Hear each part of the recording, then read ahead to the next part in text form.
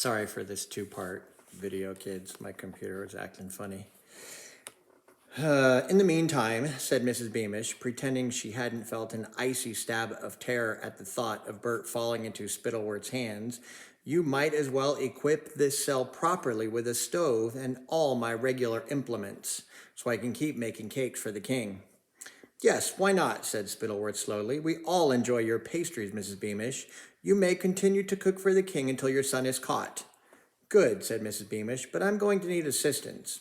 I suggest I train up some of my fellow prisoners who can at least whisk the egg whites and line my baking trays. That will require you to feed the poor fellows a little more.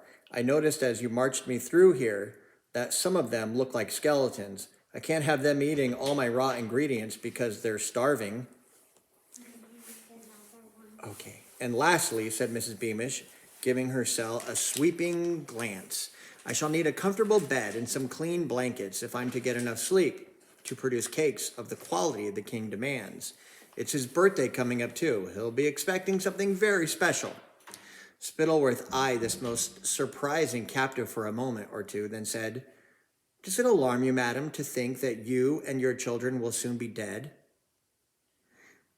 Oh, if there's one thing you learn at cookery school, said Mrs. Beamish with a shrug, burned crusts and soggy bases happen to the best of us. Roll up your sleeves and start something else, I say. No point moaning over what you can't fix. As Spittleworth couldn't think of a good retort to this, he beckoned to Flapoon, and the two lords left the cell, the door clanging shut behind them. As soon as they'd gone, Mrs. Beamish stopped pretending to be brave and dropped down onto the hard bed, which was the only piece of furniture in the cell. She was shaking all over, and for a moment she was afraid that she was going to have hysterics. However, a woman didn't rise to be in charge of the king's kitchens in a city of the finest pastry makers on earth without being able to manage her own nerves. Mrs. Beamish took a deep, steadying breath, and then hearing the reedy voice next door break into the national anthem again, pressed her ear to the wall and began to listen for the place where the noise was coming into her cell. At last, she found a crack near the ceiling. Standing on her bed, she called softly, Dan? Daniel Dovetail? I know that's you. This is Bertha Beamish. But the broken voice only continued to sing. Mrs. Beamish sank back down on her bed, wrapped her arms around herself, closed her eyes, and prayed with every part of her aching heart that wherever Bert was, he was safe. Bert and Jeroboam, chapter 45. At first, Bert didn't realize that the whole of Cornucopia had been warned by Lord Spittleworth to watch out for him. Following the guard's advice at the city gates, he kept to country lanes and back roads.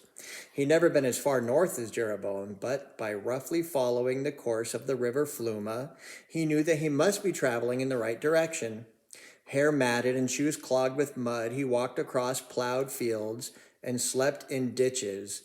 Not until he sneaked into Kurdsburg on the third night to try and find something to eat did he come face to face for the first time with a picture of himself on a wanted poster, taped up in a cheesemonger's window.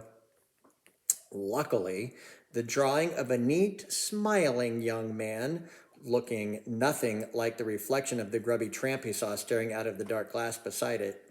Nevertheless, it was a shock to see that there was a reward of 100 ducats on his head, dead or alive. Bert hurried on through the dark streets, passing skinny dogs and boarded-up windows. Once or twice, he came across other grubby, ragged people who were also foraging in bins.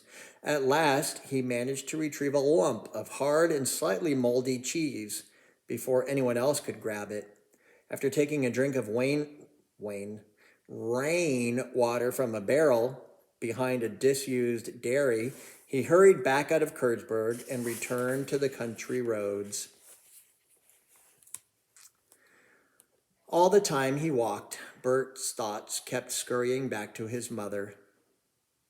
They won't kill her, he told himself over and over again. They'll never kill her. She's the king's favorite servant. They wouldn't dare.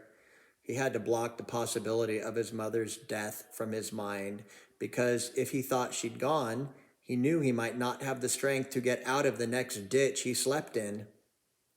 Bert's feet soon blistered because he was walking miles out of his way to avoid meeting other people. The next night, he stole the last few rotting apples from an orchard, and the night after that, he took the carcass of a chicken from somebody's dustbin and gnawed off the last few scraps of meat. By the time he saw the dark gray outline of Jeroboam on the horizon, he'd had to steal a length of twine from a blacksmith's yard to use as a belt because he'd lost so much weight. His trousers were falling down. All through his journey, Bert told himself that if he could only find Cousin Harold, everything would be all right. He'd lay down his troubles at the feet of a grown-up, and Harold would sort everything out. Bert lurked outside the city walls until it was growing dark, then limped into the wine-making city, his blisters now hurting terribly, and headed for Harold's Tavern. He used to have a student named Harold. He was so proud because his initials were HBO. HBO, like the movie station channel. There were no lights in the window, and when Bert drew near, he saw why. The doors and windows had all been boarded up. The tavern had gone out of business, and Harold and his family seemed to have left. Please, the desperate Bert asked a passing woman, can you tell me where Harold's gone? Harold, who used to own this tavern? Harold? Said the woman. Oh, he went south a week ago. He's got relatives down in Showville. He's hoping to get a job with the king. Stunned, Bert watched the woman walk away into the night. A chilly wind blew around him, and out of the corner of his eye, he saw one of his own wanted posters fluttering on a nearby lantern post. Exhausted and with no idea what to do next, he imagined sitting down on this cold doorstep and simply waiting for the soldiers to find him. It was then he felt the point of a sword at his back, and a voice in his ear said, "Got you." I'll stop there because I have no idea how much I read on the other computer. Tomorrow is chapter 46, The Tale of Roderick Roach.